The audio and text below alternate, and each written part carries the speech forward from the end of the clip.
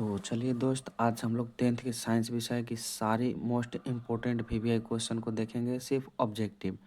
तो चलिए इस वीडियो में आप लोगों को दिखाते हैं, आगे चल के देखिए कितनी सारी क्वेश्चन इसमें देखने को मिलेगा आप लोगों को। इसमें सबसे फर्स्ट क्वेश्चन दिया है आप लोगों को कि पुष्पी पादपों में लैंगिक जनन कैसे होता है। यानी फर्स्ट क्वेश्चन बोल रहा है कि पुष्पी पादपों में लैंगिक जनन कैसे होता है। इसमें ऑप्शन दे दिले है पत्तियों द्वारा, फूलों द्वारा, तना द्वारा, इनमें से कोई नहीं दिया है।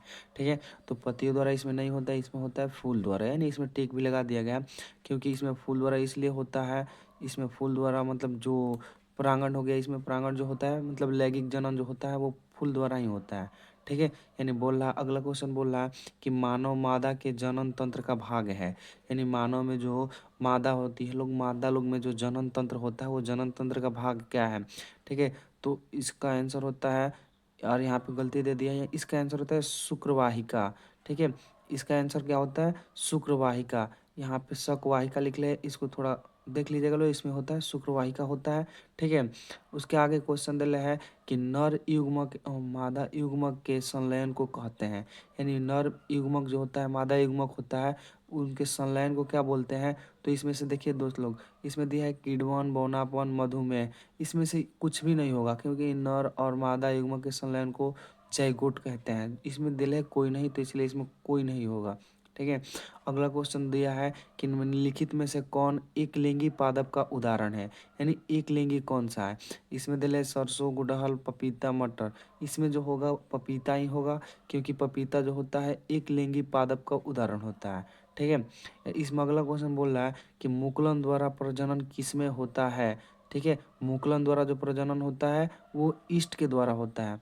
ठीक है, मुकुलन द्वारा प्रजनन किसके द्वारा होता है, ईस्ट के द्वारा होता है। ठीक ना, आगे क्वेश्चन बोल रहा है कि फूलों में नर प्रजनन अंग है। यानी जो फूल होता है, फूल में जो नर प्रजनन तंत्र होता है वो पुंकेसर होता है। क्या होता है, पुंकेसर होता है। ठीक है, आगे क्वेश्चन बोल रहा है कि द्विखंडन होता है। यानी जो द्विखंडन, यानी मान के चलो जो द्विखंडन होता है यानी वो अपने शरीर को तोड़ के एक से अधिक मतलब दो भागों में बांट देता है, उसमें उसी को बोलते हैं। ठीक ना, तो द्विखंडन होता है। इसमें दिले अमीबा, पैरामीशियम, लिस्मेनिया में। इसमें से सभी होगा जो होगा, इसमें इसमें पूरा का पूरा होगा। ठीक है, इसमें अगला क्वेश्चन बोल रहा है कि निम्न में से किस जीव में बहु विखंडन होते हैं। यानी मान के चलिए एक जीव हो गया, वो टूट के बहुत सारे जीवों में विखंडित हो जाए, उसी को बोलते हैं बहुखंडन। ठीक है, तो बोल रहा बहुविखंडन बोलते हैं। ठीक ना, बोल रहा अमीबा, हाइड्रा, मलेरिया परजीवी, ईस्ट। तो इसमें होगा जो मलेरिया परजीवी होगा। ठीक है, इसमें क्या होगा, मलेरिया परजीवी होगा। ठीक है, अगला क्वेश्चन है कि ब्रायोफाइलम में के कौन से भाग में कायिक प्रवर्धन होता है। यानी जो ब्रायोफाइलम है इसमें कायिक प्रवर्धन कैसे होता है। तो इसमें दिल है पतियों द्वारा होता है। इसमें किसमें होता है, तो पतियों द्वारा होता है। ठीक है, आगे दिया है क्वेश्चन कि मानव मादा में अंडाणु निषेचन होता है। यानी मानव मादा जो हो गई उनमें अंडाणु निषेचन कहाँ होता है। तो बोला इसमें फैलोपियन नलिका में होता है। ठीक है, मानव मादा जो हो गई उनमें अंडाणु निषेचन कहाँ होता है, फैलोपियन नलिका में होता है। ठीक है, उसके बाद से अगला क्वेश्चन बोल रहा है कि मुकुलन द्वारा अलैंगिक जनन होता है। मुकुलन द्वारा अलैंगिक जनन हाइड्रा में होता है। ठीक है, मुकुलन द्वारा अलैंगिक जनन किसमें होता है, हाइड्रा में होता है। ठीक है, अगला क्वेश्चन दिया है कि अलैंगिक जनन मुकुलन द्वारा होता है। यानी अलैंगिक जनन मुकुलन द्वारा होता है, तो इसमें दिया है ईस्ट में। किसमें दिया है, ईस्ट में होता है। ठीक है, अलैंगिक जनन किसमें होता है, तो ईस्ट में होता है। ठीक है, आगे आगे बोला है निम्न में से कौन मानव में मादा जनन तंत्र है। यानी इसमें से मानव में मादा जनन तंत्र क्या है, तो वो है शुक्रवाहिका। क्या है, शुक्रवाहिका है। ठीक है, आगे क्वेश्चन बोल रहा है कि पराग कोश में होता है। ठीक है, पराग कोश में जो होता है उसे बोलते हैं परागकण। पराग कोश में जो होता है उसको क्या बोलते हैं, परागकण बोलते हैं। ठीक ना, आगे बोल रहा है गतिशील गतिशील जनन कोशिका को नर युग्मक तथा जिस जनन कोशिका में भोजन का भंडार संचित होता है उसे क्या कहते हैं। तो उसे बोलते हैं मादा युग्मक। क्या बोलते हैं, मादा युग्मक। ठीक है, आगे बोल रहा है फूल का कौन सा भाग फल में बदल जाता है। यानी जो फूल होता है, फूल का कौन सा भाग जो होता है फल में बदल जाता है। ठीक है। इसमें ऑप्शन है पुंकेसर, स्त्रीकेसर, अंडाशय, बीज। तो इसमें जो होगा अंडाशय होगा। ठीक है। अंडाशय क्या होता है? अंडाशय जो होता है आगे चल के फल के रूप में बदल जाता है। ठीक है। बोल रहा है पराग नलिका का बीजांड की ओर वृद्धि करना किस प्रकार के अनुवर्तन से संबंधित है? यानी पराग नलिका जो है वो बीजांड यानी बीज की ओर वृद्धि करना किस प्रकार की अनुवर्तन से संबंधित है? तो ये बोल रहा है रसायनानुवर्तन, यानी इसको बोलते हैं केमेट्रोपिज्म, केमेट्रोपिज्म बोलते हैं। ठीक है। अगला क्वेश्चन बोल रहा है कि भ्रूण को माँ के रुधिर से ही क्यों पोषक मिलता है? यानी जो शिशु होता है, इसमें श्रेणु लिख दिला, इसको गलती हो गया है। बोल यहाँ पे शिशु होता है, ठीक ना, ये शिशु होता है यहाँ पे। उसको बोलता है कि मतलब शिशु को माँ के रुधिर से ही पोषण मिलता है। इसके लिए एक विशेष संरचना होती है जिसे कहते हैं। ठीक है। तो जो माँ होती है, माँ को मतलब माँ का जो शिशु हो गया, शिशु को जो पोषण तत्व मिलता है वो विशेष संरचना होती है जिसे क्या कहते हैं?